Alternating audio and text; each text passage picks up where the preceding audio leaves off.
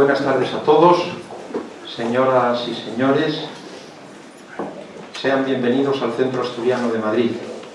Hoy, aunque nos pasamos unos minutos, realmente son pocos más de las 8. La razón es que quería pedir a algunos compañeros, en la medida en que tengan tiempo, que de forma anónima cumplimenten el cuestionario. Marisa apenas lleva 10 minutos, lo mismo Manolo y alguno más que lo ha recibido, si son tan amables, y luego también de forma anónima pues lo recogeremos y los ponemos en una carpeta con otros muchos, por favor, porque si no carecemos de opiniones. Dicho esto, pues como es bien sabido, estamos encantados de que nos acompañen, de que nos acompañéis en este Salón Príncipe de Asturias del Centro Asturiano de Madrid, casa de todos los asturianos y de todos los amigos de Asturias. No hay por qué ser asturiano de origen para tener este hogar, este lugar de referencia, este rinconín, esta oficina de intereses del Principado aquí en la capital, intereses de todo tipo, no exclusivamente materiales, sino incluso algunos intangibles, espirituales, que acaso sean más importantes.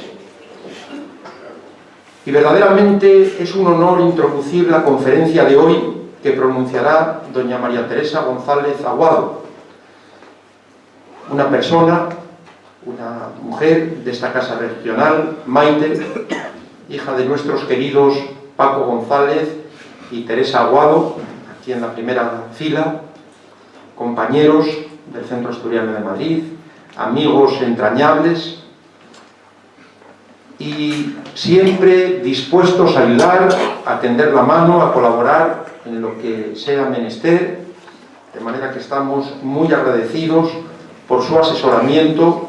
Paco es directivo de honor del Centro Asturiano de Madrid, por su afecto, por su trabajo, por su discreción, por su buen hacer y por todo, en definitiva. Gracias a personas como Paco, como Tere, nuestro Centro Asturiano de Madrid es lo que es.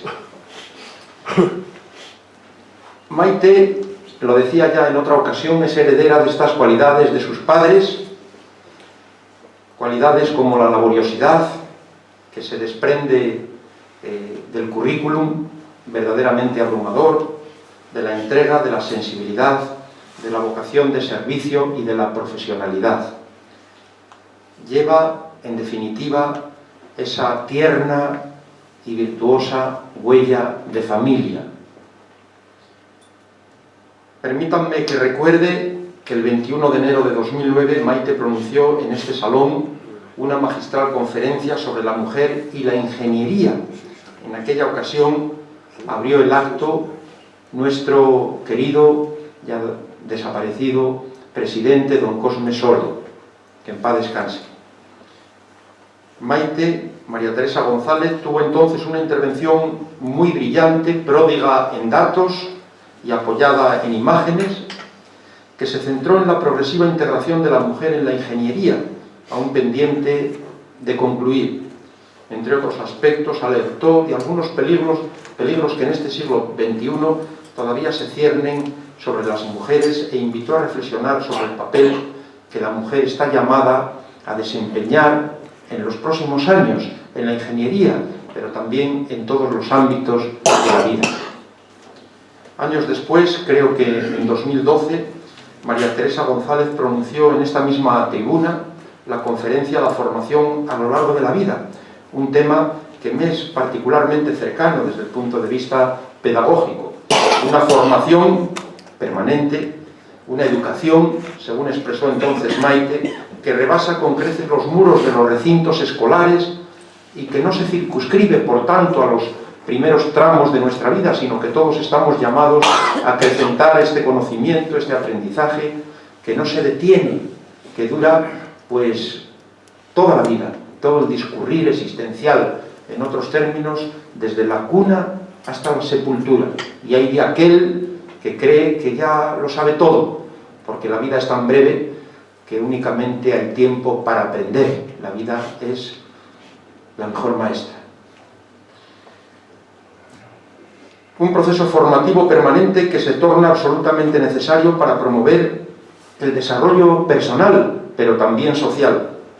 Y es que las personas y los pueblos encuentran en la genuina educación permanente el instrumento esencial para el desarrollo y la mejora de la calidad de vida, individualmente considerada, pero también de una forma colectiva, como países, como naciones, como pueblos.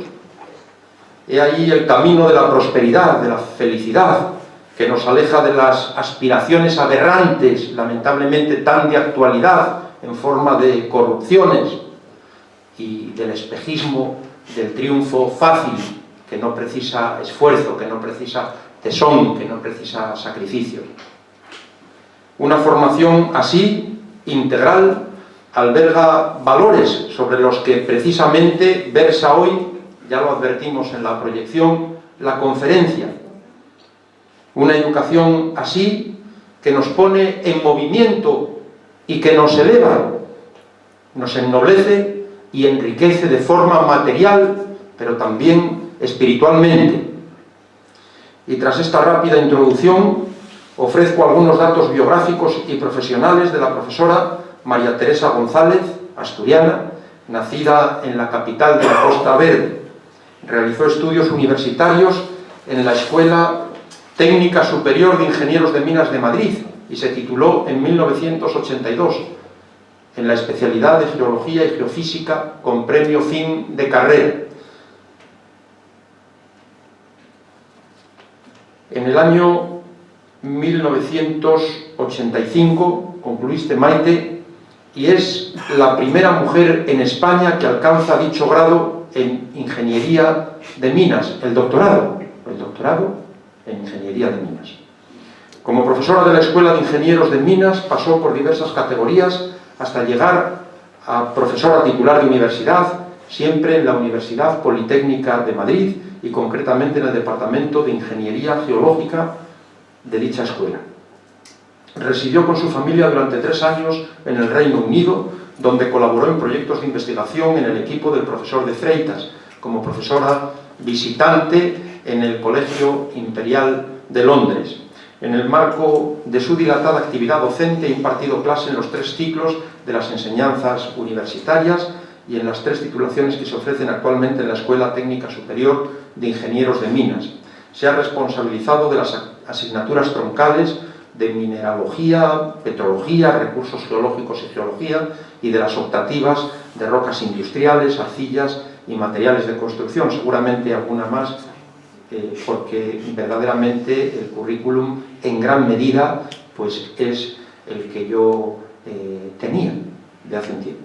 Fruto de sus labores de investigación ha impartido conferencias, cursos y seminarios en varias universidades, tanto españolas como extranjeras.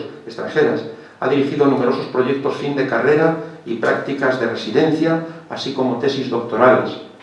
La docencia, a la que se dedica por vocación, ha sido y es la principal razón de su desarrollo personal como profesora y por ello ha cuidado especialmente la relación con los alumnos y ha intentado aproximarles al mundo de la ingeniería desde las materias básicas. Lo más grato en sus años de docencia, según confiesa, ha sido el reconocimiento por parte de sus alumnos reflejado en las altas calificaciones obtenidas año tras año en las encuestas sobre la calidad de la enseñanza.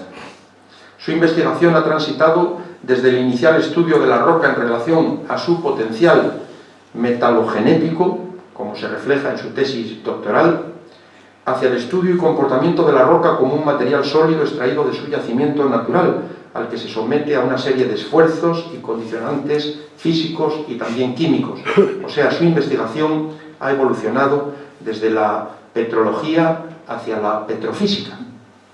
Las actividades de investigación desarrolladas en el Reino Unido y en el Departamento de Ingeniería Geológica de la Universidad Politécnica, al que pertenece, se enclavan en la conservación y tratamiento de materiales pétreos, en el patrimonio arquitectónico y en la construcción, la caracterización físico-química de morteros antiguos, la caracterización tecnológica de las rocas ornamentales y el estudio de arcillas especiales. Pertenece al grupo de investigación de la Politécnica grupo centrado en la sostenibilidad de la industria y en la construcción, en el que se hallan también investigadores de las escuelas de agrónomos, minas, arquitecturas y obras públicas. Estos trabajos se han concretado en decenas de publicaciones de índole nacional e internacional y en un amplio número de ponencias en congresos, seminarios, etc. Como ingeniera de minas, la profesora González Aguado inició su actividad profesional en 1981 en el ámbito de la consultoría, vinculada a la investigación minera y cartográfica geológica hasta el año 85. Posteriormente, y a lo largo de su trayectoria académica, ha mantenido contacto con el mundo empresarial internacional en Reino Unido, Croacia, Portugal, Alemania, Estados Unidos, etc. Mediante proyectos de investigación y asesoría. Su trayectoria de gestión universitaria comienza en el 91 en el Departamento de Ingeniería Geológica, donde ha sido subdirectora, secretaria y directora. En enero del 99 ocupó el cargo de Secretaría Técnica y Sección Personal en su dirección de extensión universitaria de la Escuela Superior de Ingenieros de Minas hasta su traslado al Reino Unido. Se incorporó al mismo cargo en el 2003, al que se agregó el de subdirectora de Asuntos Económicos e Infraestructuras a finales de 2003. Ha sido miembro del claustro universitario y fue elegida vocal de la Comisión para la elaboración de los actuales estatutos de la Politécnica, en cuya redacción participó de una manera activa. Ha sido durante años, y este es un dato muy relevante, como todos, desde 2004 hasta 2012, defensora universitaria en la Politécnica. Ejerció también las funciones de coordinadora de la Comisión Permanente de Defensores Universitarios y ha sido presidenta de la Conferencia Estatal de Defensores Universitarios, desde su fundación en 2007 hasta 2011, en cuyo marco ha codirigido reuniones a nivel, por ejemplo, internacional, de España, México, etc. En marzo de 2012 se reincorporó a sus actividades como profesora de investigación en la Escuela Técnica Superior de Ingenieros de Minas y en la actualidad ocupa el cargo de subdirectora del Departamento de Ingeniería Geológica y Minera de dicha escuela. Enhorabuena, Maite, por este brillante currículum en el cuádruple ámbito docente, investigador, gestor y sobre todo personal, del que todo parte y en el que todo confluye, en este ámbito personal humano. Es un verdadero lujo contar contigo esta tarde, como siempre, estamos a tu disposición y verdaderamente, pues yo no tengo nada más que decir, de manera que muchas gracias de nuevo y tiene la palabra la doctora María Teresa González Aguado. Muchas gracias.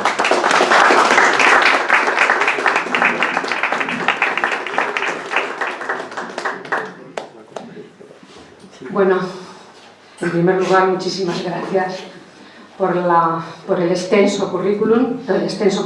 Bueno, ya tengo muchos años, entonces obviamente tiene que ser extenso, y le doy enormemente las gracias a todas las personas que están aquí, faltaría más, y que además sé que llevan varios días de jornada, o sea que espero no cansarles mucho más, porque todavía podrán seguir.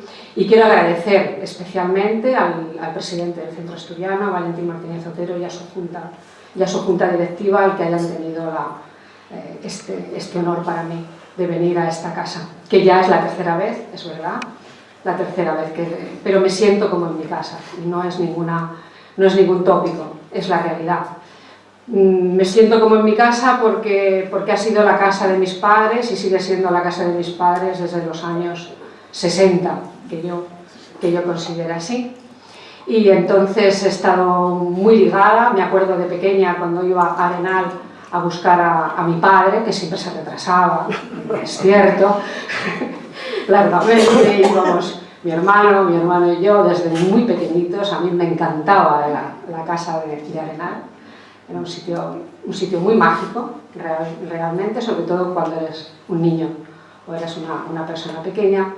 Y luego hemos tenido toda la trayectoria. Es la segunda casa de mis padres y por lógica es la segunda casa para nosotros.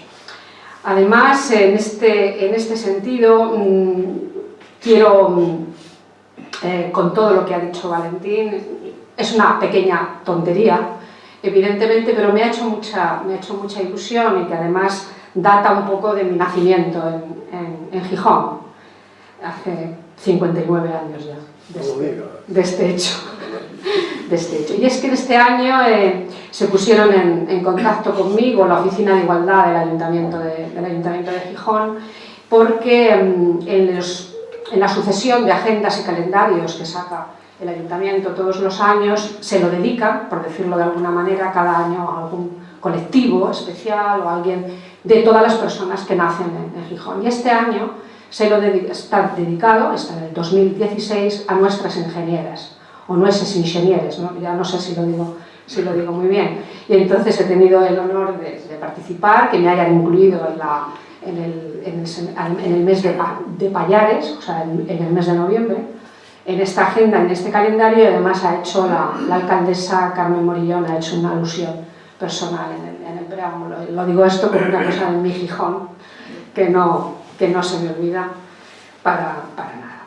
Y ya, con esto, quiero empezar, espero no ser muy largo, es un tema especialmente, vamos a ver, es una reflexión, o yo así lo he tomado en este sentido. O sea, es una reflexión no exenta de crítica, obviamente, porque siempre que hay análisis y hay reflexión, evidentemente tiene que haber un pensamiento crítico detrás de todas las cosas, y está muy relacionado, aunque el título viene como una confirmación, o viene una afirmación, crisis de valores versus código ético, realmente tiene que tener, o debería de tener, para mí lo tiene, unos signos de interrogación. O sea, crisis de valores versus código ético. O sea, ¿qué significa o qué nos planteamos ahí? Ese gran asedio de códigos, ya sea éticos, de buenas prácticas, de conducta, que nos están asediando, digamos, de alguna manera desde de los últimos 10 años para acá, es una panacea, es una interrogación. Esa es un poco la reflexión de este tema. Es una panacea contra, digámoslo así, contra la crisis de valores y a los comportamientos que cada día vemos multitud de comportamientos que podríamos decir no demasiado correctos, por decirlo de alguna manera elegante, que asolan nuestra sociedad. O sea, esa es un poco la idea. Porque si esto fuera así, evidentemente, si elaborar un código ético y promulgarlo y lanzarlo fuese ya, o sea, ya estuviéramos todos salvados de todo esto, pues evidentemente, bueno, pues sería el descubrir digamos, el círculo cuadrado, o sea, sería realmente la cuarta dimensión. Pero, bueno, yo creo que más asistimos probablemente a un mecanismo de maquillaje, ¿no? en la mayoría de los casos, o en muchos casos, de maquillaje estético de lo políticamente correcto, ¿no? Como podríamos, entre comillas. Lo que pasa que hay que ver que verdaderamente es un mecanismo y es un proceso muy positivo y muy válido, claro que sí. Pero de esta manera también muchas veces se le está, digámoslo así, se lo está presionando y se lo está forzando y está creando muchas de las veces un rechazo probablemente ante la sociedad. Y este es un poco el tema que tal. El desarrollo un poco de la presentación lo tengo pensado en el sentido de responder a una serie de preguntas. Lo primero, pensar en de qué estamos hablando, ¿no? ¿Qué es la ética? ¿Qué es un código ético? ¿Para qué sirve? Los tipos de códigos, porque se le denominan códigos éticos, pero realmente a muchas cosas, pero hay diferencias, y diferencias bastante ostensibles. El por qué pasaríamos ya un poco después de esto, los códigos éticos en las universidades, evidentemente las universidades, sobre todo públicas, como una institución pública, de administración pública y digamos que pagada con los impuestos de todos los ciudadanos, pues evidentemente estos códigos tendrían que tener mucho sentido, probablemente más que a lo mejor que en otro tipo de instituciones. Bueno, el por qué también tienen que estar ahí y por qué deben estar ahí. En todo caso, de afirmativamente, ¿cómo podrían ser? ¿Cómo deberían? Bueno, ¿cuál es su contenido? ¿Cuál es su ámbito? ¿Qué tratamiento deberían o qué tratamiento podrían tener? ¿Cuándo? O sea, ya se ha iniciado ese proceso, ya alguien se ha puesto a empezar con este tema dentro de las universidades. ¿Existe ya algún código en vigor? ¿Dónde está? Si existe, dentro de las universidades.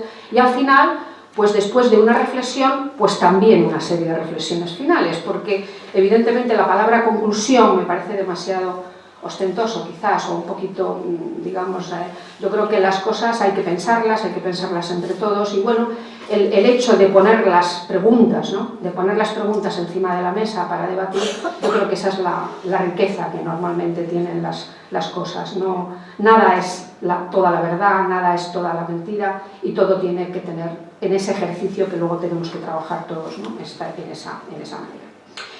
Y el título de la conferencia se basa sobre todo porque yo no soy una experta en ética, ni muchísimo menos. Yo no he estudiado filosofía, yo no tengo una formación académica en el mundo de la ética ni de la estética, no soy filósofo, no he estudiado, digamos, ni tan siquiera las ciencias sociales o el mundo de la educación. Yo soy una ingeniera de minas, una humilde ingeniera de minas, pero este tema es un tema que me ha interesado muchísimo y que lo he tratado siempre, porque creo, y hablo de verdad, desde la humildad, porque creo que lo he ejercido día tras día, año tras año, sobre todo en mi labor como defensora universitaria de la UPM. Esos 8 años, como ha dicho Valentín, que estuve como primera defensora universitaria de la Universidad Politécnica de Madrid, que han sido los 8 años más apasionantes de mi vida, sin duda, desde el punto de vista personal, desde el punto de vista profesional, y ese puro ejercicio diario en la toma de decisiones, en el análisis de las situaciones, de los casos, en la casuística de las personas que venían a mí como defensora, es como yo entiendo que hay que vivir la ética. O sea, la ética no es despertarse una mañana, esa es mi opinión, que suele ser además normalmente mañanas que coinciden cuando uno se presenta a unas elecciones y luego está en la campaña y dice, bueno, hoy me voy a comportar de una manera ética, hoy lo vamos a hacer, y mañana hacemos todo lo contrario, o cuando se ganan las elecciones y se plantea al día siguiente resulta que ya nos olvidamos. Eso no es, por lo menos en mi opinión personal. La ética tiene que ser algo que uno ejerce desde el primer día casi que nace hasta el día que se muere. En esa coherencia y en ese ejercicio yo creo que es donde está. Evidentemente es muy difícil porque tienes que, digamos, que estar siempre dando ejemplo y, digamos, para que las cosas funcionen así. Y yo no me estoy poniendo aquí como, evidentemente tengo muchísimos defectos y muchos errores, pero ese ha sido por lo menos mi pensamiento siempre, de que así es como yo entiendo ese comportamiento.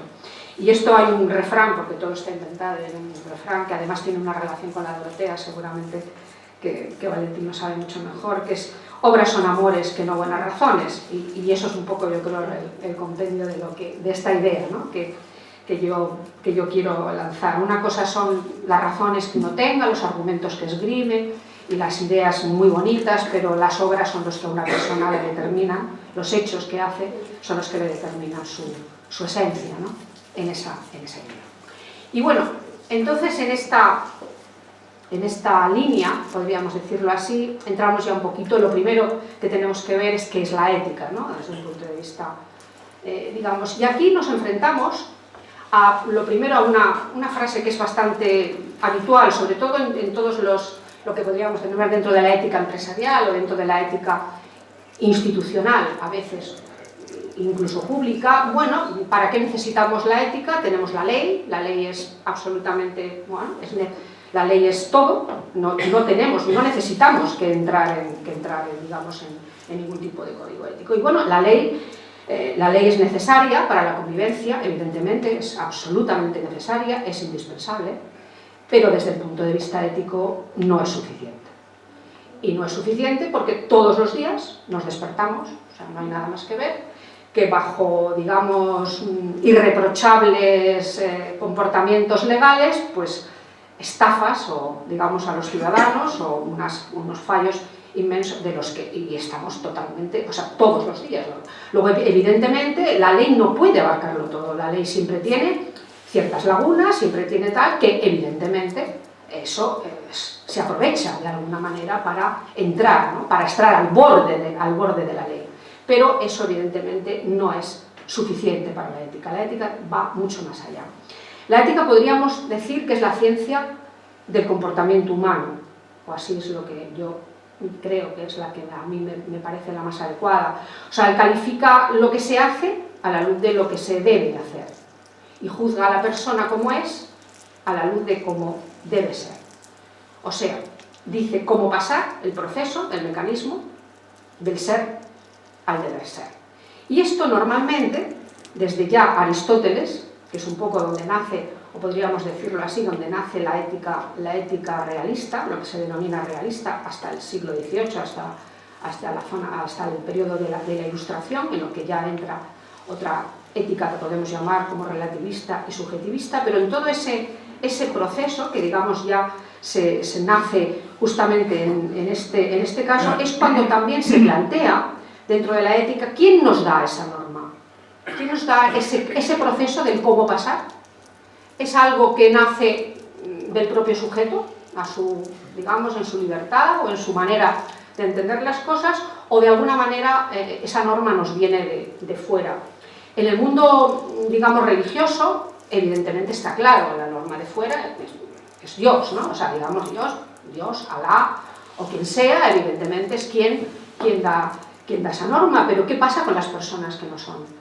Que no tienen una religión, que son agnósticas, que son ateas, que son animistas o qué tal, que también entran, o sea, dentro de todo eso, ¿no? Entonces, la ética debe también responder no solamente a ciertos colectivos y de determinada manera, sino que la ética debe ser también más universal, o puede ser algo que de alguna manera responda a todas, independientemente de su cultura, independientemente de su religión, independientemente de su situación social, ¿no? Y eso responde muy bien la ética realista, y estamos hablando de Aristóteles hasta el siglo XVIII, o sea que no es algo que hayamos inventado hacia ahora. En esta ética realista, que es una ética racional, podríamos decirlo así, y es una ética de fines y medios. El fin último, normalmente, es la vida buena, es el bien, por decirlo así. ¿Y qué son los medios? Los medios son las virtudes en esta ética aristoteliana. Y como las virtudes son hábitos que desarrollan las potencias cognitivas, significa que hay que ejercitarlas. O sea, que es algo que uno no nace con una virtud, nace con un don, pero no con una virtud en ese caso. La virtud se tiene que ejercitar, se tiene que aprender, porque es un hábito. Es como yo les digo muchas veces a mis alumnos, es como lo del carnet de conducir. O sea, tú te sacas el carnet de conducir, pero tú realmente, tu nivel de conducción cuando tú te sacas el carnet es muy bajo. ¿Por qué? Porque necesitas conducir para que de una manera automática, por la conducción, te salgan las cosas de una manera automática. O sea, ese ejercicio reiterativo de una serie de situaciones son las que te dan esa experiencia y las que te dan ese hábito, las que te hacen ese aprendizaje. Si no, tú puedes tener un carnet, pero evidentemente si no conduces, tú no sabes conducir, aunque tengas un carnet que te lo dice. Es esa manera, para esa manera automática de ejercerlo, es como se necesita, y eso es lo que decía un poquito al principio. Bien, como digo, hasta el siglo XVIII es la ética que impera sin ningún tipo de cortapisas. Pero es justamente Descartes y un poco en el mundo de la Ilustración donde se empieza a poner en duda y se puede poner en solfa toda la ética realista, y se va más, que es un tipo de ética que es la que impera bastante, justamente ahora, la que impera sobre todo en el siglo XX y en todo el resto, que es esa ética que llamamos relativista, subjetivista, consecucionalista, bueno, tiene una serie de palabras. Y aquí ya no es esa ética de fines y medios. Aquí esto también se lo decía, hay personas para los que los fines justifican los medios y para los que los fines no justifican los medios, sino son los medios muchas veces los que justifican los fines. En el caso de la ética realista, bueno, pues el fin justifica los medios, ¿no? Y claro, no es así. Quiero decir, es el sujeto el que adquiere, o sea, el que tiene, y en función de la situación, en función de la intención, en función de una serie de cosas, no que sea bien o mal, sino es en esa libertad, falsa libertad de elección, es el que hace o el que toma una decisión relativa al mundo, en el mundo ético. Evidentemente, no tiene las garantías, por decirlo así, o el nivel de exigencia ética que tendría más un comportamiento conforme a la ética realista. Y eso es un poco lo que se ha venido desarrollando y lo que se ve justamente desde la época de la Ilustración hasta ahora. Entonces, normalmente la ética de tipo empresarial y la ética de tipo institucional a veces va más en ese sentido que lo que podría ser en la ética realista. Y un poco como colofón de lo que estamos diciendo, me gusta esta frase de Aristóteles: la excelencia moral es resultado del hábito. Nos volvemos justos realizando actos de justicia, templados realizando actos de templanza, valientes realizando actos de valentía. Esa es la cuestión. No un día hacemos un acto y ya somos justos para siempre, sino es esa línea, ¿no?, en la cual estamos. Luego entonces nos planteamos también una cuestión que está muy relacionada con la ética y que ya también lo he comentado, que es los valores. Y los valores entonces corresponden, o sea, cada país, cada cultura tiene unos valores específicos. Eso es una pregunta que se ha hecho hasta hace muy poco, o más bien podríamos pensar en una serie de valores de tipo universal, con lo cual podríamos llegar a establecer, digamos, la ética universal, ¿no? Que justamente Hans Kuhn ya dice: no habrá un nuevo orden mundial sin una nueva ética mundial, una actitud ética global o planetaria. Pero es que ahora esto es un hecho absolutamente total. El mundo cada vez es más global que nunca, las sociedades en las que vivimos están absolutamente globalizadas y las decisiones que se toman tienen absolutamente repercusión en todos los países del mundo. Cualquier cosa que tocamos en un lado repercute en todo. Luego entonces, ahora más que nunca, nosotros necesitamos una ética de este tipo para que todo el mundo hable en el mismo idioma y sepa responder en la misma medida, porque las leyes son diferentes, los marcos jurídicos son diferentes de los países, pero sí que podríamos establecer un código de ética a nivel universal. Esto hasta hace muy poco, hasta el año 2000 aproximadamente, que es cuando salen que además lo hace la OCDE justamente en este caso, y dice: no señores, hay valores que se pueden considerar como universales, no vamos a entrar en hay valores, una tipología de valores, sobre todo relacionado con la gestión pública, porque evidentemente, claro, es el mundo de la administración pública o de la gestión de lo público, es el mundo en el que más tenemos que tener, digamos, especialmente cuidado con estos temas, y entonces sí que se puede establecer un número de valores o un conjunto, podríamos decir así, de valores que los entienden absolutamente todas las personas de todos los países, sea cual sea su cultura. Y ahí es como tienen que estar. Evidentemente, si elaboramos un código ético, tiene que ir justamente con esa medida.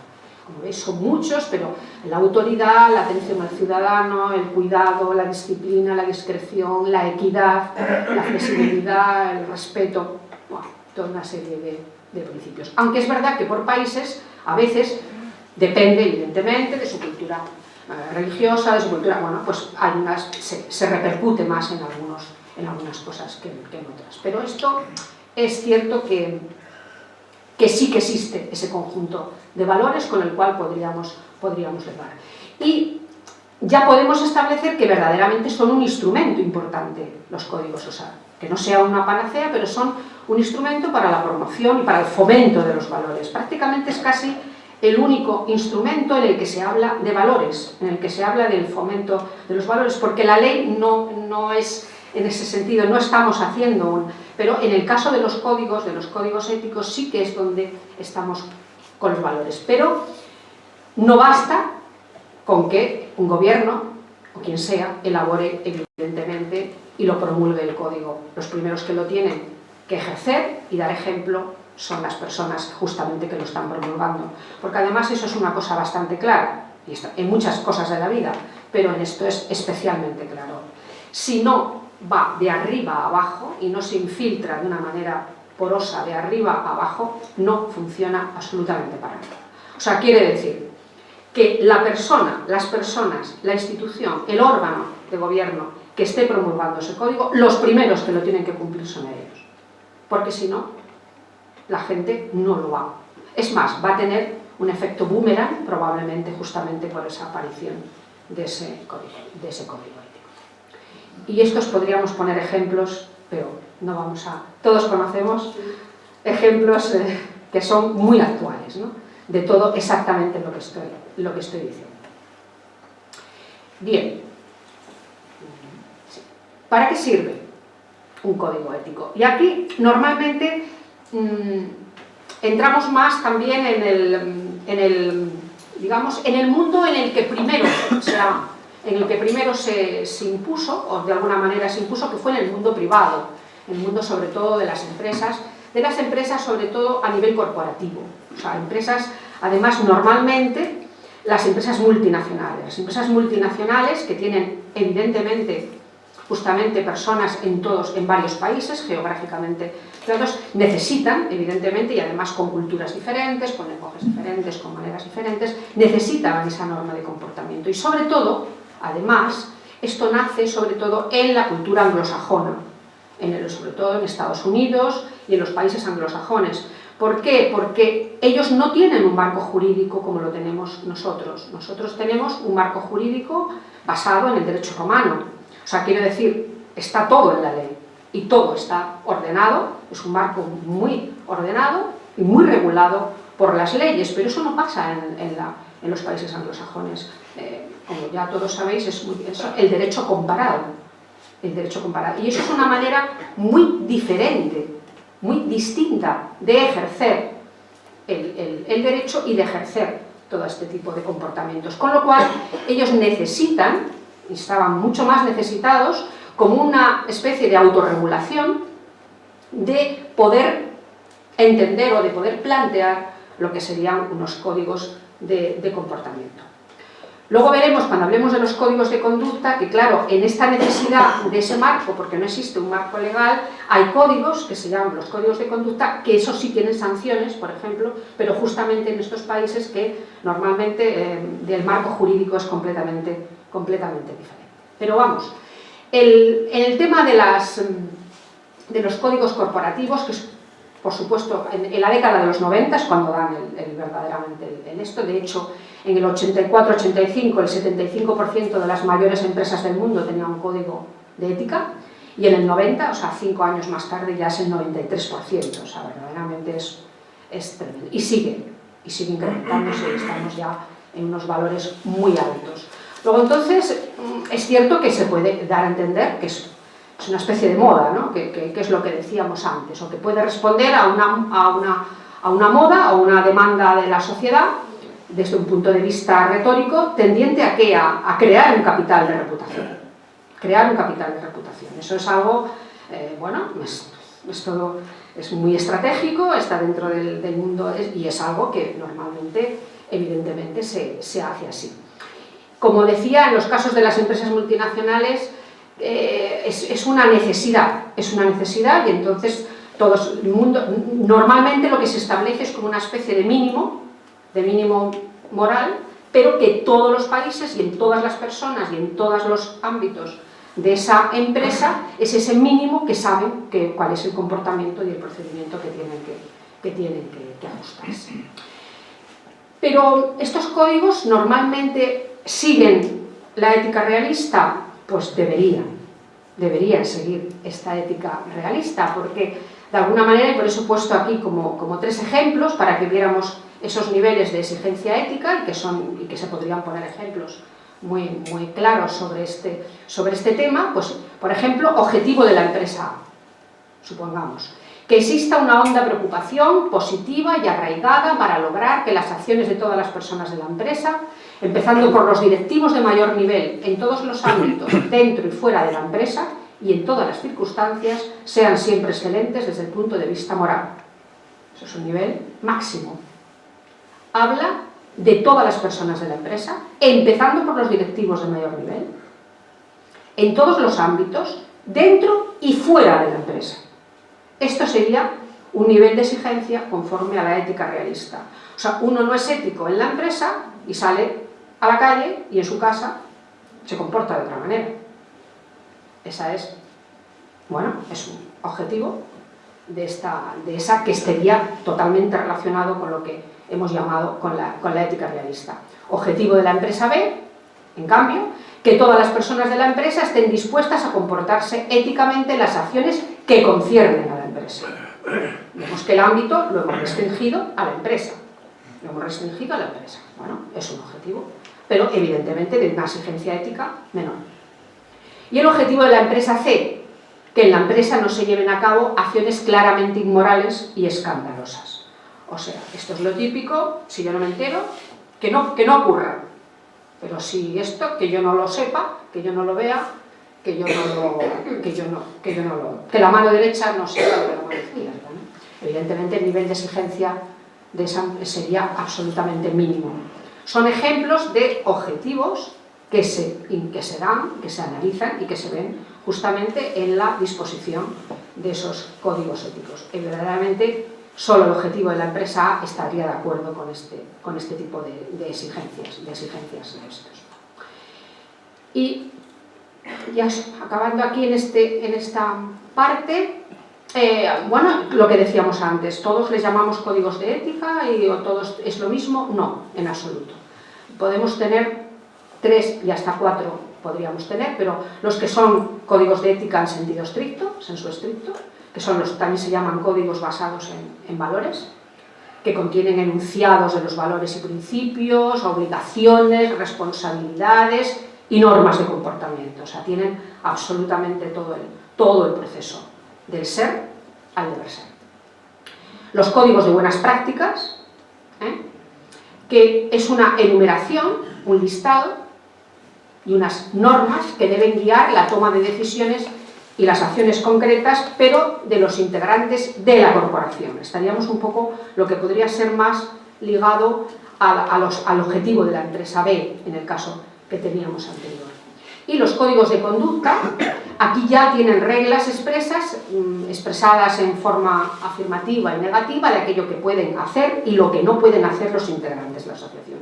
Y aquí es lo que decíamos anteriormente, que incluso los códigos de conducta sí pueden fijar sanciones. En los códigos de ética y en los códigos de buenas prácticas nunca puede aparecer eso, nunca.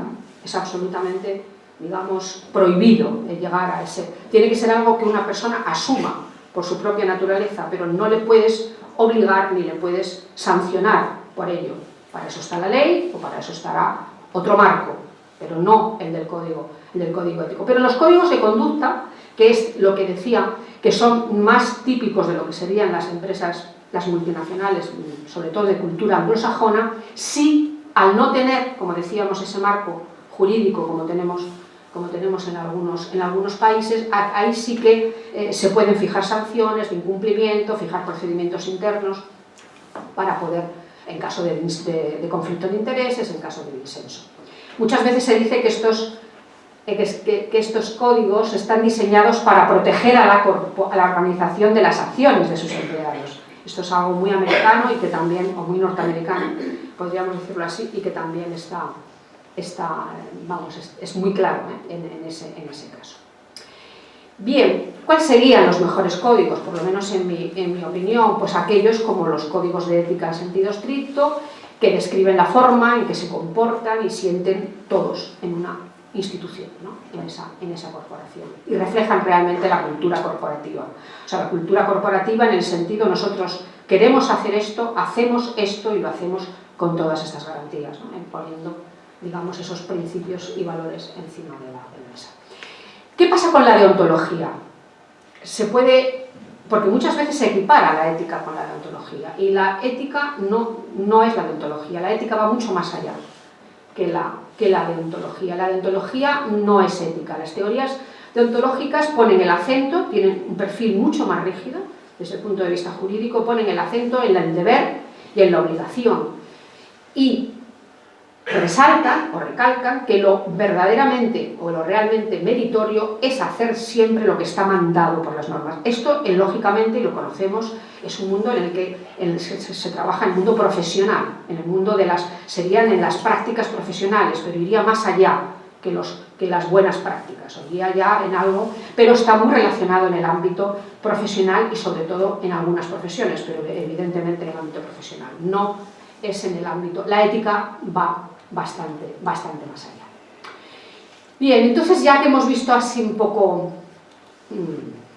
por encima el por qué los códigos éticos en las universidades, después hemos hablado de muchas cosas, y aquí es donde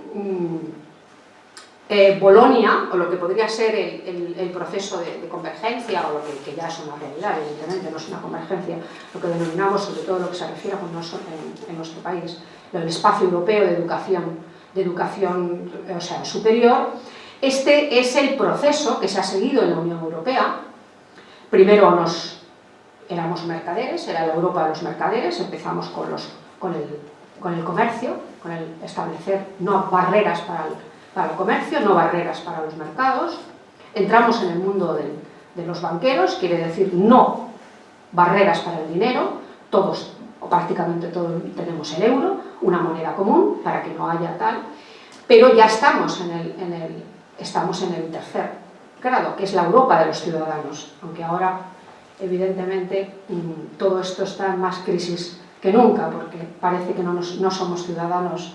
Somos ciudadanos para lo que queremos, pero no, digo los europeos, y no somos ciudadanos, lo digo sobre todo pues, en todo el tema de los inmigrantes y toda la política que se está teniendo actualmente con este tema.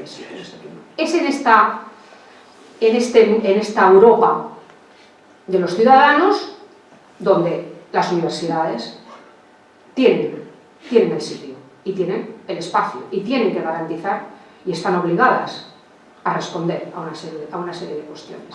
La Carta Magna de las Universidades Europeas dice: el aprendizaje ético en la formación de profesionales y ciudadanos que construyen de manera independiente su conocimiento y que actúan de una forma responsable, libre y comprometida. La universidad debe asegurar a las generaciones futuras una educación y una formación que desde un sentido ético les permita contribuir al respeto de los grandes equilibrios del entorno natural y de la vida. Porque la universidad, esta obligación de la Carta Magna, surge porque ha habido y estamos en un cambio de contexto extraordinario, como no teníamos yo creo que desde la época medieval. Desde la época medieval las universidades hasta hace muy poco tenían dos misiones fundamentalmente. Las dos misiones, la docencia, o sea, la transmisión del conocimiento, y la generación de conocimiento, que es la investigación. La transmisión y la generación. Pero ahora ya estamos en una tercera misión. Es una tercera misión importante. ¿Y de dónde viene esta tercera misión? Porque estamos en una sociedad global, porque estamos en una sociedad del conocimiento, no solo, pero dentro de esto, porque la universidad ya tiene carácter universal, cada vez está más internacionalizada, cada vez tenemos más, o sea, la universidad es como un ente que ya no tiene solamente la raíz en un sitio, sino que tiene toda una serie de proyección de personas que vienen, y porque estamos evidentemente en el espacio europeo. Y esto exige realizar cambios en el sistema educativo para poder dar respuesta a estos nuevos retos. Luego entonces tenemos que pasar desde un modelo que con exclusividad ha ido con el conocimiento, ya sea por la transmisión o la generación, a un modelo basado en la formación integral. Nosotros tenemos que formar ciudadanos, no solamente profesionales. Hasta hace muy poco formábamos profesionales. Los formábamos maravillosamente. Vamos, creo que los formábamos muy bien. La Universidad Española. Y los ha formado muy bien. Pero eso no es suficiente. Porque un profesional es un ciudadano y tiene que ser un ciudadano consecuente, con una formación ética, con una formación integral. Y eso también lo tiene que garantizar la universidad, o por lo menos tiene que responder a eso. Luego entonces el cambio se reduce, que no es que se reduce, porque es muy grande, abrir las puertas a la sociedad, que además es la que nos paga, hablo de las universidades públicas, evidentemente, sobre todo, la que nos paga los ciudadanos con sus impuestos, y escuchar lo que demanda. Y luego, evidentemente, tener una actitud de servicio, de rendición no solamente de cuentas a nivel económico, que por supuesto es obligado, sino que también tiene que rendir otro tipo de cuentas. Tiene que transferir, no solamente generar y transmitir, sino que tiene que transferir a la sociedad en forma de esos ciudadanos, pues esas personas formadas también de una manera integral. Y esta tercera misión, entonces, claro, ¿cuáles son las cosas que nos movemos? Para la contribución al progreso, para transmitir los valores, para el compromiso social de todos sus miembros, garantizar que se cumplen los principios de justicia, de equidad, de igualdad, de apoyo a las personas diferentes, a los especiales, el valor del diálogo, de la paz, de la cooperación.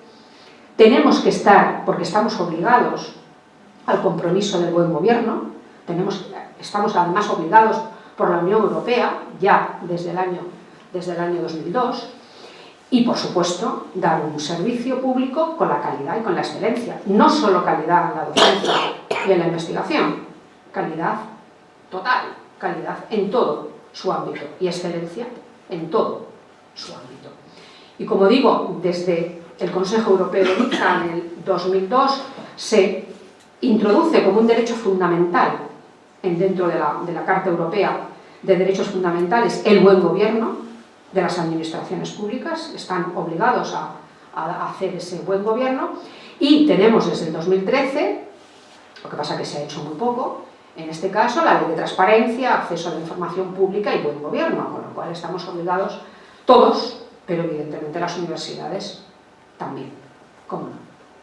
Y para eso me gusta mucho una frase de Ángel Gabilondo cuando era ministro de Educación, de esto que decía de la excelencia, que solamente cuando hablamos normalmente de excelencia en la universidad, nosotros mismos, nada más que hablamos de excelencia en la docencia y en la investigación, pero esto va mucho más allá.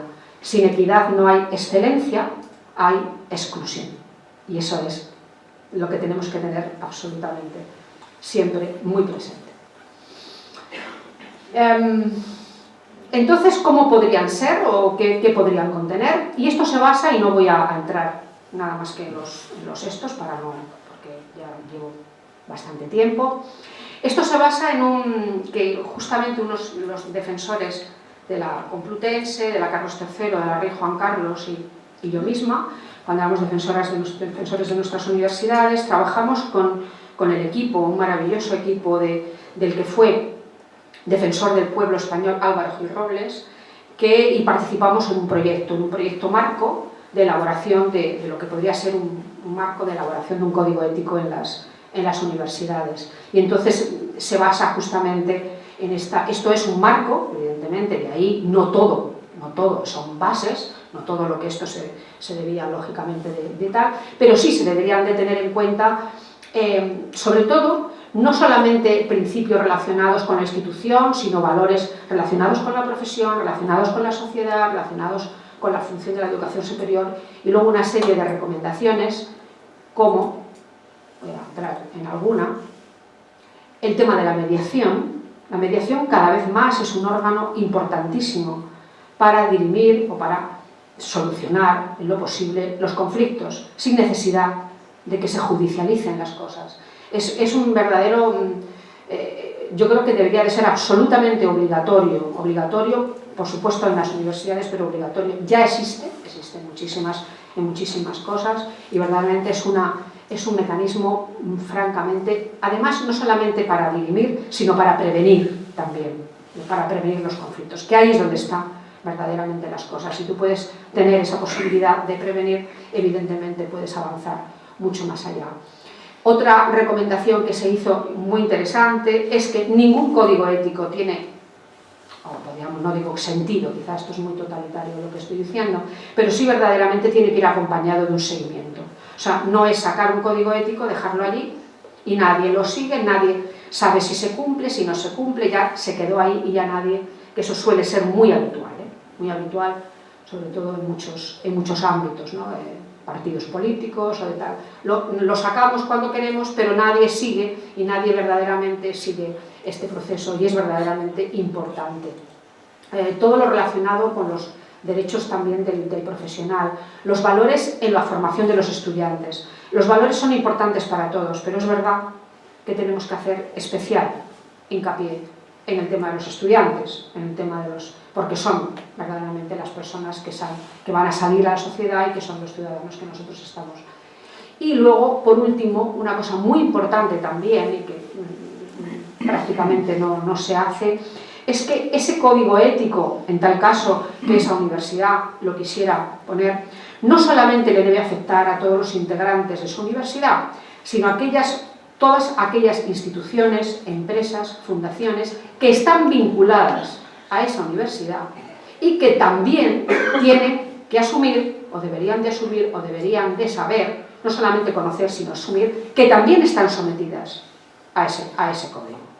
Es muy típico, y también es muy tal, detrás de cada partido hay una fundación, detrás de cada institución pública hay fundaciones, en las cuales hacemos cosas que normalmente no debemos hacer en el ámbito de la institución pública, ¿no? Esto es muy típico, son paraguas que los tenemos... No, pero es que son privados, cuando nos interesa son privados, pero cuando nos interesa son públicos, pero realmente están unidos. Bueno, pues la institución tiene que tener el compromiso, la institución que tal, que todos aquellos que trabajen con ellos asuman el mismo mecanismo. Es algo verdaderamente, y que no es usual verlo en los códigos existentes. Bien.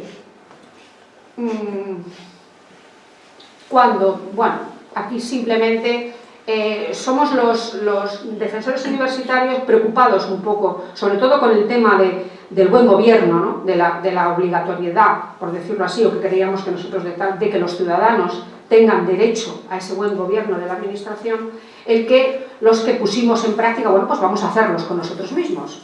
La universidad no le apetece, no le viene bien hacer un código ético, bueno, porque es algo mucho más, evidentemente, más complejo, eso es así, pero vamos a nosotros a dar ejemplo y a empezar los primeros diciendo, señores, nosotros tenemos un código de buenas prácticas administrativas en nuestra institución, del defensor. O sea, que para que los miembros de las personas de la universidad que vinieran a nuestra oficina o a nuestra institución saben perfectamente cuál es el procedimiento y que se cumplen todos esos mecanismos. Y se puso en muchas universidades. En otras, no porque el defensor no lo quisiera, sino porque no es tan fácil a veces, ni tan siquiera que no aparezca en ningún sitio para que no quede en evidencia, digámoslo así, el resto de la universidad. Pero realmente yo creo que fueron instrumentos, en la mayor parte de los casos, muy interesantes para ese ejemplo, ¿no? de decir cómo hacemos nosotros, hacemos las cosas así y damos cuentas, ¿no? a los miembros de la comunidad universitaria. Y aquí me encanta José Saramago, que ya murió en la conferencia de inauguración del Foro Complutense, dice: la universidad es el último tramo formativo en que el estudiante se puede convertir con plena conciencia en ciudadano. Es el lugar de debate donde, por definición, el espíritu crítico tiene que florecer. Un lugar de confrontación, no una isla donde el alumno desembarca para salir con un diploma. No se trata solo de instruir, sino de educar.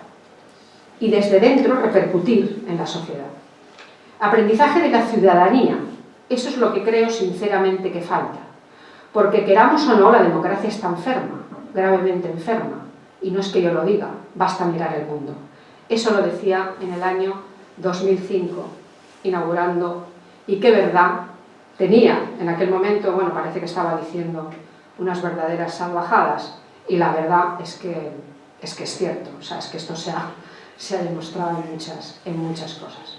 Pero bueno, siempre hay esperanza y esperemos que vayamos aprendiendo. Y ¿hay algún código en vigor? Porque, bueno, estamos hablando de cosas, de las instituciones, pues como ven en España, en universidades, 4 nada más. Somos 50 universidades públicas, y aproximadamente 25, parece que ahora hay uno más, 26 o 27 universidades privadas. O sea que no nos ponemos mucho, no vaya a ser que... Y bueno, y en principio no es un procedimiento sancionador, no es un procedimiento de nada, es otra cosa. Bien, el Código Peñalver, que es el primero, los tengo en orden cronológico, el 2005, maravilloso. Los códigos todos estos son muy cortitos, no tienen que ser porque si no la gente no los lee, ni se los lee, ni no tiene, son muy cortitos, son de 4 páginas, de 5 páginas, 7 páginas a lo sumo, no más, no tienen por qué ser más, tienen que ser, pero que quede muy claro y que todo el mundo lo entienda y que la gente lo pueda leer y pueda acceder. Luego está el de la Universidad Oberta de Cataluña, porque aunque es lo que podría, no es privada, o sea, es de la Generalitat, no es una universidad independiente. El código de conducta de la UNED, esto es un código de conducta y además es muy bueno el código de conducta de la UNED, pero es un código de conducta con lo que se refiere. ¿Y por qué ellos digamos, acogen este sistema? Y además con muy buena intención, porque como ya saben, la UNED tiene sedes, no digo en todo el mundo, pero digamos en muchísimos países que no son España, lógicamente por su tipo de educación a distancia y además con muy buena, digamos, con muy buen rigor, una universidad muy preciada digamos, en el ámbito. Con lo cual significa que tiene que ser un código que todo el mundo, al igual que lo que hablábamos de las empresas multinacionales, basados en este caso, tiene que ser que todo el mundo entienda, que todo el mundo con un comportamiento muy claro, con una forma. Y entonces el modelo, el tipo que se ha utilizado aquí es un código de conducta con muy buen acierto, digamos, en ese sentido, porque son de ámbito multicultural y de ámbito totalmente de muchos países, geográficamente, culturalmente y socialmente. Y por último, uno muy bonito, precioso, solamente leer el preámbulo es francamente, es como una especie de frescor, el código ético de la Pompeu Fabra, la Universidad Pompeu Fabra, en 2012, pero como ven, pocos, y el último en España del 2012. Otros que son interesantes y que tienen el Código de Ética Universitaria de la UNAM, lo que pasa es que aquí no, por ejemplo, el Código de Ética Universitaria de la UNAM no se aplica a los estudiantes, porque los estudiantes tienen un sistema, podríamos decir, hay muchas leyes, hay un marco jurídico muy fuerte en esta ahí. Y luego, bueno, pues la Carta Europea del Investigador, que es otro código de conducta también, porque lógicamente afecta a muchísimos países, para la contratación de investigadores, que es verdaderamente muy interesante, es un modelo a seguir en lo que podría ser esta ley. Y ya entramos en esas reflexiones finales. Son mías, evidentemente, las comparto con ustedes, pero no tienen que, quiero decir, por desgracia un código ético no es una panacea, ojalá lo fuera, sino un mecanismo o herramienta más para dar ejemplo y sentirse comprometido. Para que la actuación de la organización sea calificada como éticamente correcta, el único camino es que las personas que la constituyen, y en especial sus dirigentes o gestores, compartan y respeten los valores como tales. Es fundamental, lo que decíamos antes. De arriba a abajo, de abajo a arriba, no funciona, no es así. Una condición necesaria para la efectividad de cualquier código de ética es la coherencia, que debe existir entre los valores incorporados al código y los comportamientos corporativos. Está también relacionada justamente con lo que estábamos haciendo. O sea, no podemos tener en los papeles una cosa y nosotros hacer otra por detrás. Esto es algo que es lógico, es absolutamente sentido común, no estamos diciendo nada. Es lógico, es de sentido común, pero no es lo que se ve. Esa es la realidad, en el 90% de los casos. Las virtudes, incluso las corporativas, como hemos dicho al principio, no son rasgos innatos. Se pueden transmitir valores a través de las disposiciones de un código, pero solo se convertirán en hábitos por medio de reiterados comportamientos virtuosos. Todos los días, en todo momento y en cualquier situación. Como madre, como profesora, como amiga, como investigadora, como defensora, como todo. Si no, no funciona. Los códigos siempre tienen aspectos positivos que, aunque no lleguen a prevenir los comportamientos faltos de ética de las organizaciones, contribuyen a elevar su nivel ético. Es verdad.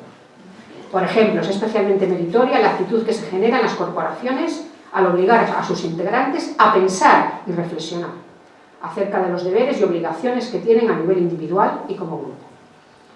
Y este proceso de reflexión puede continuar en el tiempo ahondando el sentido de responsabilidad y toma de conciencia hacia las cuestiones éticas. O sea, eso es verdad. El hablar de estos temas, desarrollarlos, prepararlos, informarlos, eso ayuda a tomar en cuenta todas estas cosas. Pese a que la forma de implantación de la ética está condicionada por el carácter de cada país, el fondo, o sea, los valores en sí, no tienen por qué estarlo. La transparencia, la equidad, la imparcialidad, la profesionalidad, la eficiencia, el compromiso y la veracidad son susceptibles de definirse como universales, perfectamente universales. Por último, en el contexto internacional y desde la ética pública, dentro de lo público, creo que se requiere de una dosis muy alta de valores en el mundo para volver la mirada a la dignidad humana. Es pena decirlo, pero es así, es así. Y bueno, muchísimas gracias, perdón si me perdón por la...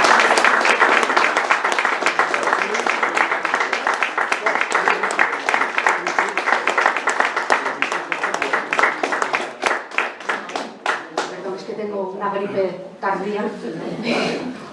Se ha escuchado muy bien, enhorabuena, profesora María Teresa Aguado.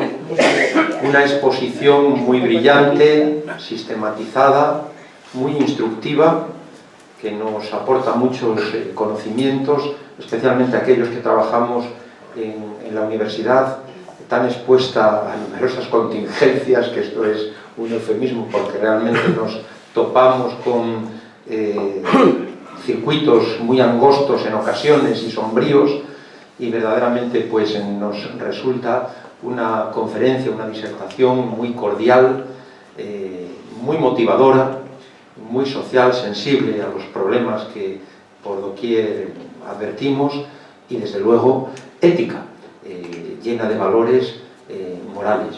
Por lo mismo, yo creo que ahora es el momento también de compartir, como bien decías, estas reflexiones y abrir un turno de preguntas o de comentarios por si alguien quiere hacer bueno, pues, alguna propuesta o consultar cualquier cuestión. Este es el momento. Adelante. Adelante, Vicente. Yo iba a abrir un poco aquí porque hay unos conceptos que es moral y ética se identifican y no es la misma cosa. Porque la moral viene de mores, de costumbres. Es lo que se estima moral en un sitio, en otro a lo mejor no se estima así, porque como yo soy sociólogo y licenciado en ciencias políticas, y cuando la gente que viaja por el mundo vemos a los sitios que va, pues aquí esto se considera, y se ve que hay una grande diferencia. Sin embargo, la ética persigue, puesto que está entroncada con algo como si dijéramos más idealista, más de buscar aquello que fuera más universal. Entonces hay un problema entre moral, que es lo que la gente considera que es bueno en cada sitio, incluso en cada región, y la ética, que sería una tendencia a lo universal, que hoy día está un poco olvidada, porque paradójicamente, y como ya lo decía Tierno Galván, que en paz descanse, en esta época, a pesar de la universalidad, se ve una restricción en la conducta de los ciudadanos de las civilizaciones o de las regiones, como tenemos en España, y entonces ahí hay un problema, que es lo difícil que resulta hoy día establecer una ética científica y seria para que la humanidad evolucione realmente y no se quede en simples costumbres, simples cosas, politiqueo, todo esto que por desgracia estamos observando que se justifican las mayores aberraciones. Por otro lado, España, que es el país que más abogados tiene de Europa, sin embargo vemos las grandes injusticias que hay, o sea, es un país de picapleito, de buscar el artículo no sé cuánto, hacer la carrera de abogado. Entonces estas carreras nuevas como sociología, como la de nuestro presidente de educación, que en mi época no había porque eran maestros de escuela nada más, yo creo que son campos muy importantes que no tenemos que olvidarlo, que en todas las facultades, sean de ciencias o de técnica, tiene que haber unas asignaturas de educación, de ética, de moral o de sociología, porque si no vamos a formar robots y vamos a formar oportunistas, como estamos por desgracia. El otro día habló aquí Amando Miguel, comprobando que existe la corrupción como sistema, como ya lo decía Joaquín Costa en el siglo XIX, oligarquía y caciquismo como forma de gobierno de España. Y seguimos. Nada más que ha sido una reflexión, disculpo que me haya extendido. No, me encanta. Una reflexión perfecta y verdaderamente, absolutamente clara y de acuerdo con todo lo que ha hecho. Sí, es cierto. Sí, se suele confundir la moral con la ética, pero es verdad que no tiene nada que ver. Otra cosa es la costumbre, la tradición, pero otra cosa es la ética. La ética está por encima. Lo que pasa es que es verdad que a veces está tan por encima y a veces tal que claro, es mejor quedarse en el otro mundo. Lo que ha dicho código es que se tiene que basar en la conducta. Claro. Es un código para aplicarse. Pero lo cierto es que todavía la humanidad tiene una carencia de un código ético suficientemente fundamentado y que funcione, porque las multinacionales hacen lo que les da la gana y lo sabemos todos, que conocen mucho, pero luego se buscan trucos para no cumplir nada y así tenemos esta contaminación en todos los terrenos que padecemos hoy día. Sí, lo que he hablado de la ética relativista y tal, y eso, es que es justamente eso. Claro, es el sujeto en función de una serie de cosas el que decide de una manera tal, cuál es lo que, o sea, dependiendo de la intención. Claro, evidentemente ahí es donde está el gran, porque claro, en esa falsa, entendiendo la falsa libertad y en esa falsa no sé qué, realmente ahí es donde, y claro, muchas veces cuando se habla no solamente a nivel del sujeto, sino se habla a nivel corporativo, ¿qué es lo que hace? Se traduce normalmente, como diría yo, en cosas que se consensan. Pero es que el consenso no significa que sea... O sea, se puede consensuar algo muy malo. O sea, no tiene que... eso no significa que tenga que ser, digamos, lo verdaderamente... Dice, no, pero si es que esto se ha elegido por consenso, o se ha determinado, o se ha decidido por consenso, no ha sido cada persona... Pero claro, cuidado, porque ahora se elige esto, mañana lo otro, y entonces las cosas no cambian dependiendo. Es lo del tema de que el fin no justifica los medios. Claro que el fin, en mi modo de ver, evidentemente los medios son fundamentales, absolutamente fundamentales. Porque ahí es donde te da digamos, la exigencia de lo que estás haciendo. Ahí es lo que te da, es como lo de las formas. Claro que es, claro, porque las formas de las cosas es lo que te da la garantía, por decirlo así, de que tú estás siguiendo del derecho que tienes a algo. Porque dicen, no, el fondo, pero no, el fondo es importante, pero las formas son los que te hacen, digamos, con todos los demás, de que todos cumplimos las mismas cosas para llegar a eso. Pero es que es la España del lazarillo, de la picaresca, es que el siglo XVII, el barroco, es que vamos...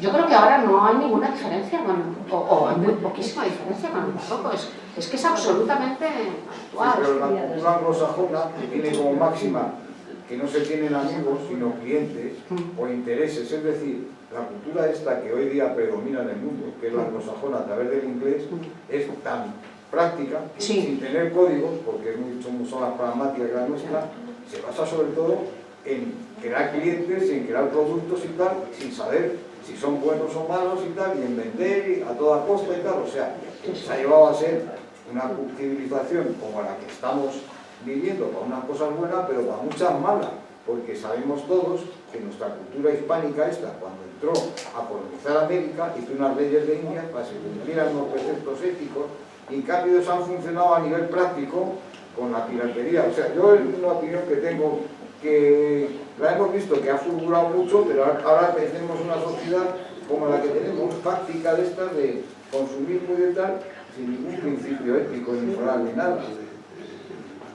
O sea, que no sé qué decir. El lazarillo. Si me lo permitís, bueno, el lazarillo, yo recuerdo siempre aquel pasaje de las uvas, en que se traducía las acciones del lazarillo, de Lázaro, frente a ahora, ¿no? Quiero decir, las uvas que son, pues, verdaderamente muy lesivas para toda nuestra sociedad. Perdonad que retome de nuevo el tema de la ética y de la moral, porque no en vano está en los orígenes de nuestra cultura occidental. Y es que la ética es un término griego y la moral es un término latino, como bien señalabas. La ética, en general, se reserva, como bien habéis dicho, para el nivel ideal, para el nivel reflexivo, para el nivel científico. Es las ideas sobre la moral. son las reflexiones sobre la moral, la ética, es la ciencia de la moral. ¿Y la moral qué es? Lo que se considera bueno, que esto nos enzarzaría en muchas discusiones, pero en ocasiones, con la debida prudencia, tal vez se puedan utilizar como sinónimos, sin perder de vista ese doble nivel, uno el nivel teórico y el otro el nivel práctico o práctico. Bien, dicho esto, si me permitís también, pues hay al menos 4 referencias en nuestra cultura dignas de mención, como son Platón, Aristóteles, Kant y Scheler, Max Scheler.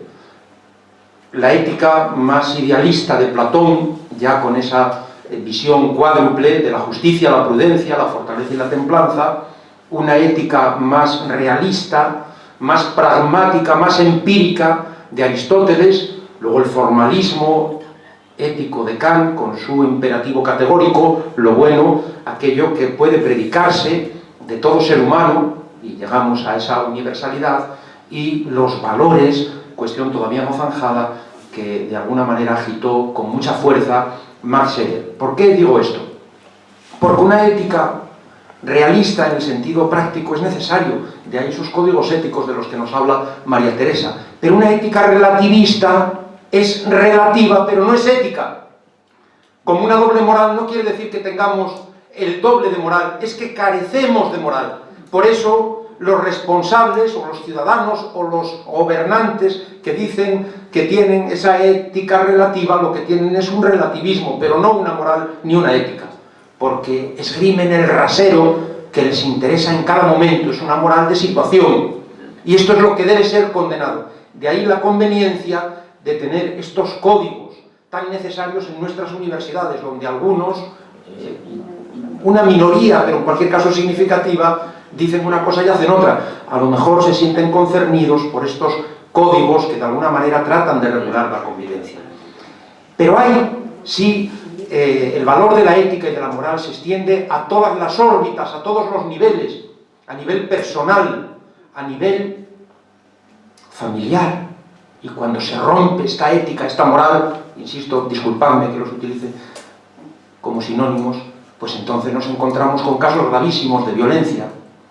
A nivel escolar, hoy me preguntaba a mí una periodista los problemas del bullying, del hostigamiento a muchachos, a menores, que hacen que algunos padres, esta era la cuestión que le interesaba, pues quieran dar una educación en casa a sus hijos. A nivel empresarial, cómo no, institucional, debemos tener también en este centro asturiano, en las universidades, en todas partes, unas normas, unos valores, una ética escrita mejor, pero al menos vivida, que es lo que realmente se advierte en el comportamiento, a nivel nacional, y si no, ahí tenemos pues todos los desmanes, y a nivel internacional. Pero a nivel internacional hay al menos una pretensión de llegar a un cierto acuerdo ético, que es la Declaración Universal de los Derechos Humanos. Terminaba su exposición la profesora Aguado con la expresión dignidad humana. ¿A quién nos referimos cuando hablamos de humano? Pues a todos, también a nosotros, a la mujer y al hombre, a la persona con discapacidad y sin ella, al menor y al mayor, al blanco y al negro, al rico y al pobre. A todos se extiende esa dignidad y a todos ha de referirse, ha de concernir esta ética que ha de ser consistente para extenderse a todos y cada uno. Por eso a mí me ha gustado mucho esta exposición y los problemas de no respetar estos principios de coherencia a los que se refería la profesora, pues de alguna manera nos hacen situarnos en una situación como la de aquel maestro de un cuento de Clarín, que era don Urbano, que era muy poco urbano, es un nombre irónico, muy poco urbano, que decía: yo soy muy partidario de la libertad. ¿Pero qué libertad? La libertad, con correas, y tenía a los párvulos atados. Entonces, claro, algunos gobernantes dicen: yo soy muy partidario de la limpieza, pero socapa, nos están quitando la cartera, metiendo la mano en la alcancía pública. Este es el problema. Bueno, a ver, ¿quién más quiere decir alguna cosa, alguna cuestión que se... Perdonad, no, pero es que son cuestiones que nos atañen tan de lleno.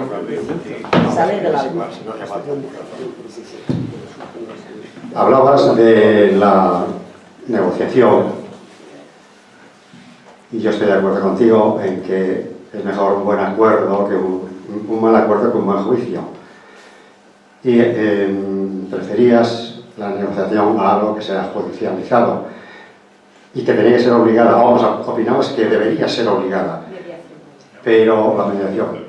Pero ¿cómo se consigue una mediación obligada que no sea judicializada? Porque en cuanto sea obligado ya estamos judicializando el tema. ¿Cómo se puede conseguir? No, la mediación nunca puede... Vamos a ver. La mediación no puede ser obligada. O sea, quiero decir, sí puede ser un arbitraje. Entonces, en ese caso... Pero ese arbitraje, o sea, hay una obligación en ese caso, entonces, o sea, no es el mediador, ejerce de árbitro, pero tiene que ser aceptado por las partes. Si no es aceptado por las partes, esa persona no puede ejercer de árbitro. El mediador, desde luego, en la mediación no puede existir. No puede existir ningún tipo de, quiero decir, ningún tipo de arbitraje. No. Si es mediación, es absolutamente, y evidentemente tienen que ser las partes, el mediador lo que hace es, bueno, guiar, encaminar, poner el tejido un poco, el caldo de cultivo para si se puede resolver esto. Si entre los dos deciden, es que lo digo porque en un caso en la universidad yo no me gustaba, o sea, creía que no debía ser árbitros, pero en ese caso las partes, no digo que me obligaran, pero dijeron que quería que fuese el árbitro. Pero fue porque ellos lo decidieron así, no porque en ningún caso, evidentemente, yo me hubiera... Y no me gustó, aún así. Yo les dije y les informé, les comuniqué que no era la manera más adecuada, que ellos tenían que llegar a esa mediación. Pero en ese caso solamente ha sido ese, los otros han sido de mediación, en ese caso sí, y entonces es arbitraje. Pero, hombre, evidentemente es muy complicado, es muy complicado.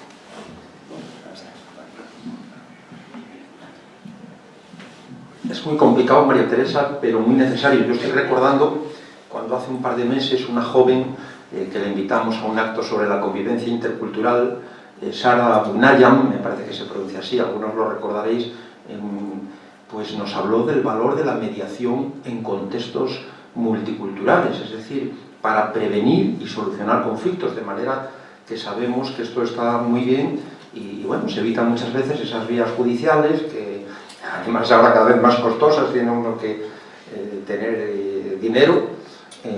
Bueno, pues yo creo que está muy bien para solucionar muchos conflictos, otros pues seguramente no se puedan, de manera que habrá que recurrir a los tribunales. María Teresa, sin que esto suponga un compromiso y a la medida de tus posibilidades, contamos con unas separatas electrónicas. Si en algún momento nos puedes organizar algo de lo que has presentado, nos vendría fenomenal. Lo distribuimos no solo a los socios, porque ahora como todo está muy abierto, se envía también a todas las casas regionales de las que tenemos registro, de América, de Europa y a muchos amigos e instituciones, y nos viene fenomenal, pero bueno, en la función, en la medida de lo posible, ¿no? Y no sé si alguien más quiere hacer algún comentario, alguna pregunta. Yo quería hacer un comentario, ya he empezado a intervenir, que debemos estar muy orgullosos, yo como miembro de este centro asturiano, de que haya estos debates en una casa regional que se considera que no están para estas cosas. O sea, no es que no esté, por supuesto que una casa regional es como todo lo demás, pero quiero decir que aquí esto tiene que trascender de que en una casa regional como esta hay estos debates. A mí me parece muy importante. Yo he estado en la universidad muchos años, no como profesor, sino como animador, etc. Y yo creo que en la universidad, por lo menos en mi época, que yo ya soy mayor, no había estos debates. Y yo he estudiado sociología y ciencias políticas, cuidado. Es decir, que creo que tenemos que estar orgullosos de que en esta casa haya estos actos culturales, que es la mejor casa regional de Madrid, no porque yo sea asturiano ni sea socio de aquí, pero yo me muevo en muchos ambientes, soy del Ateneo, y creo que aquí hay debates de mucha altura y que debemos estar muy orgullosos y muy contentos de que los haya. Y nada más que tengo eso que decir. Muchas gracias. A ti, Vicente.